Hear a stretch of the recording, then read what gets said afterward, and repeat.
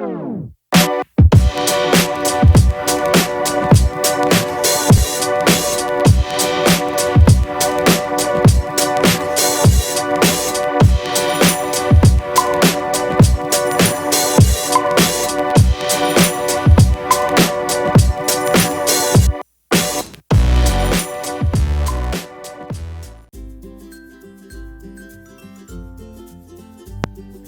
guys, I am here to show you guys how I go about and prepare my weekly freezer meals.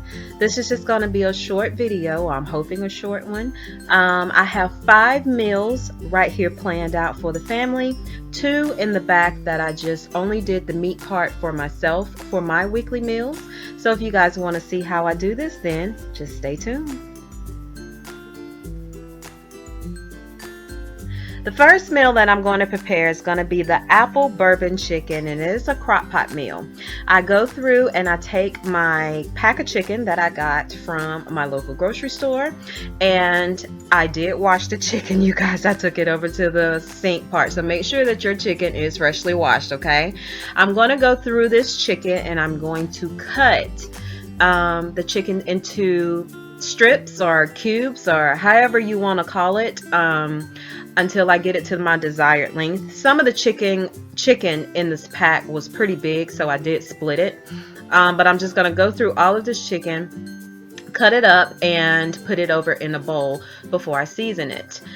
This is a pretty big pack of chicken, but I'm going to need chicken for a lot of the meals that I'm going to prepare. So this is the first part that I'm doing, and right here I am very funny when it comes down to my meat. I do not really like the skin or the fat on it, so I do go through and I trim my meat a little bit more before I actually go through and cut it. But you can do your chicken any kind of way. I prefer to use breast in this, but you can do whatever part of the chicken that you want, whether it be the thighs, whether it be breast meat, or if you desire to do this and do a pulled pork, you can make this meal, you know, any way that you choose to, but this is the way that I'm going to do it, and I'm just going to pretty much cut this until I got all this chicken done.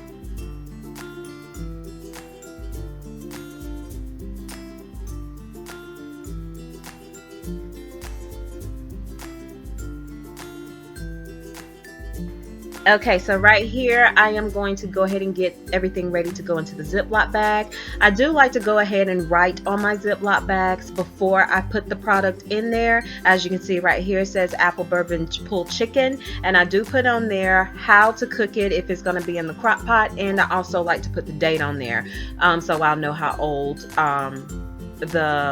the meal actually is.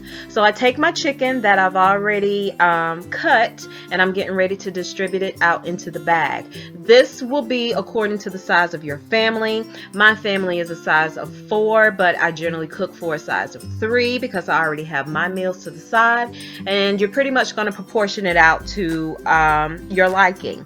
After you put the chicken in there, then I'm going to go through. I picked up a seasoning just from my local grocery store, so slow cooker seasoning, because this is going to go into the crock pot, and I'm going to pour that content over into the Ziploc bag, and then I'm also going to pour whatever ingredients that I'm going to use. I do like to go ahead and cut up all my vegetables and like my onions and my celery and my peppers and stuff, so that I don't have to stop and do that. As I get that done, I'm going to go through and I'm going to try to squeeze all of the air out of the bag, mix it up really good so all the product gets on the chicken, and then I go back through and I try to ventilate it again and make sure I got all that air out, and then you're good with that meal. The next meal I'm going to make is beef stroganoff, and on this particular one I went ahead and I cooked my ground beef on the stove. I did that off camera. Right here I'm just adding my ground beef over into the Ziploc bag, and again put it according to how much you're going to feed. Right there I'm going to add in a pack of stroganoff that I just picked up from the store. My noodles I'm going to add over in there as well. Put my seasoning over on top, and then you want to add in your beef broth. I go ahead and put that in because once you put everything into the crock pot, you don't want to have to add anything else. Go ahead and take that bag and squeeze as much air out as possible as you can, and then you want to shut the bag, and then you're done. Meal number 2.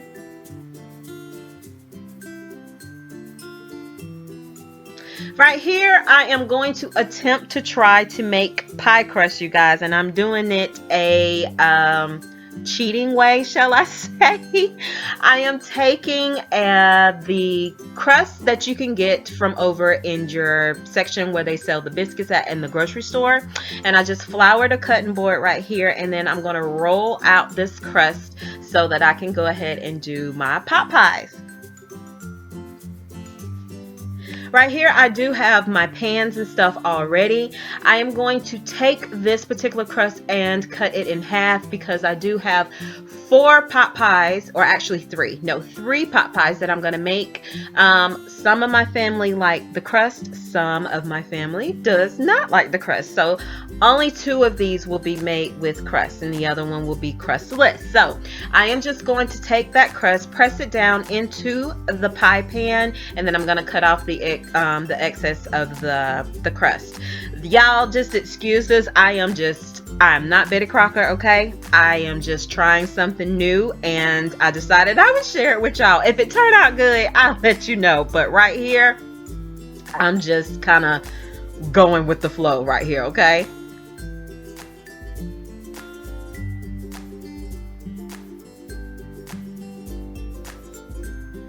Right here, I went and I boiled some chicken that I actually got from the pot. Well, not the pot, but from the pack that I did.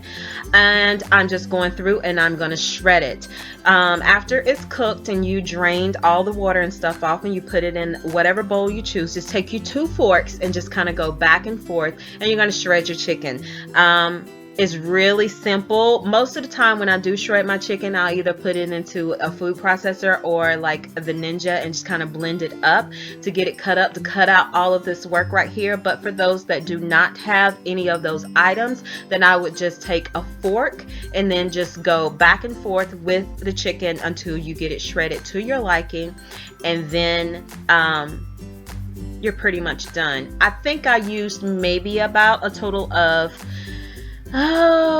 maybe 3 breasts right here, 3 to 4 breasts, whole breast, which gave me enough chicken that I could actually use. So after you finish shredding all of this up, then you're gonna go through and add your seasoning. You can put whatever seasoning you like: lemon pepper, salt and pepper, natural seasoning, whatever you like for, to season your chicken with. Right here, I think I just used salt and pepper and maybe a little dash of lemon pepper. It wasn't all of that, much seasoning. Then I like to use the can of veg oil, you guys. I do not like to use frozen vegetables because to me they don't be as soft as I want them to be. So I took 1 can of one can, y'all, of the veg oil, and then you want to drain that off as best as you can, and then we're going to pour that over into our bowl.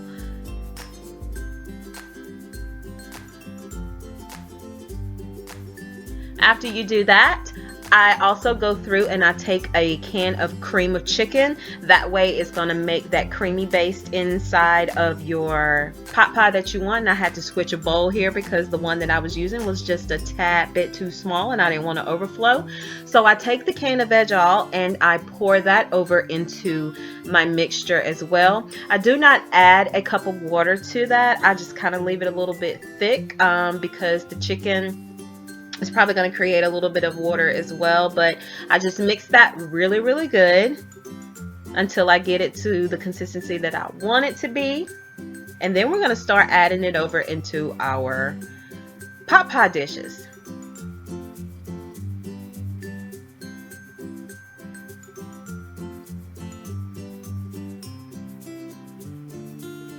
It's really simple, you guys. Just cut out a lot of work. It doesn't have to be homemade all the time.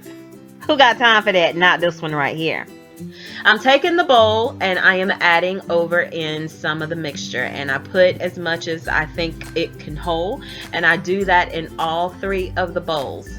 After I do that, then I'm going to add the top crust part of the pot pie.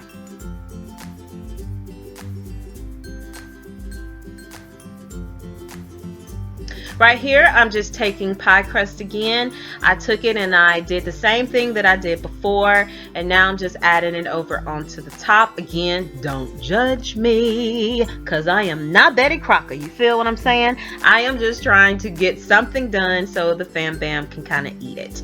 Right here, I am just aligning it with the pie, and then I'm going to put it over to the side, put a little cover on top, and I think I got these, you guys, from like Dollar Tree. They were very, very inexpensive, but I'm gonna put all of the lids on top, and what I like about this is that I don't have to line it with foil or anything. It does come with the lids, and I can write on top of it. So that's what I'm gonna do with all of the pot pies. Be sure to make sure that you label it, because like I said, one of the pot pies do not have crust on the bottom, because one of my family members is not a big fan of any type of bread. So they have a kinda a crustless pot pie, kinda. They have the top, but they can actually pull that off. After you get all 3 or all of the pot pies done, again, make sure that you go through and label it. But these are already freezer ready, and they're very, very, very simple to make. I'm gonna make sure that I label this pot pie, the one that has the crust, the one that does not have the crust, and I'll put the date on it.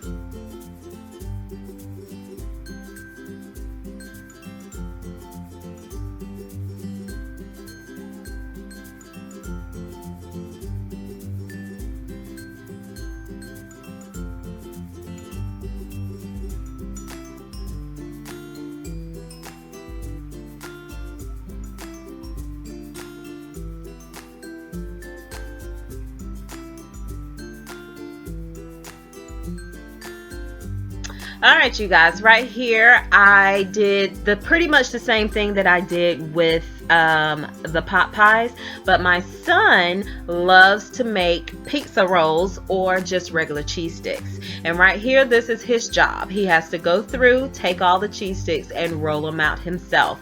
So that's what he's doing. These are very, very simple. You just take regular cheese sticks, whatever flavor that you want, whatever brand that you like, open them up, and then you're going to roll them up like a little mozzarella cheese stick.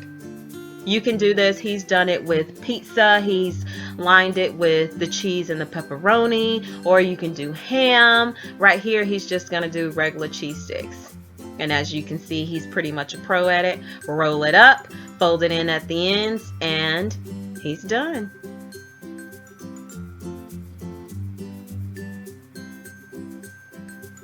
He's my picky eater of the family. He really doesn't like to eat a lot of the meats and stuff that we have. So when we have something that he doesn't like, and then when he just wants a snack to snack on, these really, really, really, really do come in handy.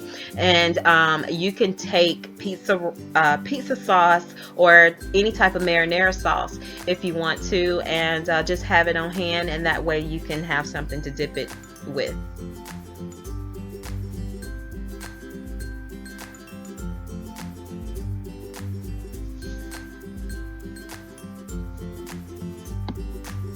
Right here you can see that he is all finished, so it's now time for him to wrap up each individual cheese stick roll or pizza roll or whatever it is you want to call it. He's just going to take some saran wrap and he's going to pull out just enough to do that one roll in, because if you take these and you just freeze them together, then that means you have to unthaw them all together, and then you can't do how many you want to do. It's best to wrap these individually. So he's going to go through and he's going to wrap each individual cheese stick, and then he's going to put it over in a baggie. He's going to label that baggie, and then he's going to freeze it. These are very, very simple. He'll do each individual one the same way. That way when he does want something to eat, and he just want a total of 3, he can go in the bag and he can pull out 3 instead of having to go through and unthaw all of them when he's not going to eat all of them. It'd be a waste of food. All of these meals were really simple, you guys. I hope that you could understand this video.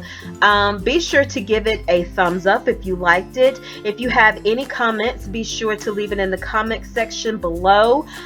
Here is a clip of all of the meals that I made. I did throw a quiche in there, and as you can see, a piece is missing because it was just so yummy. But this is what the end of the product actually looks like. I hope you guys enjoy, and hopefully I will be able to do another one. See you guys next time. Bye.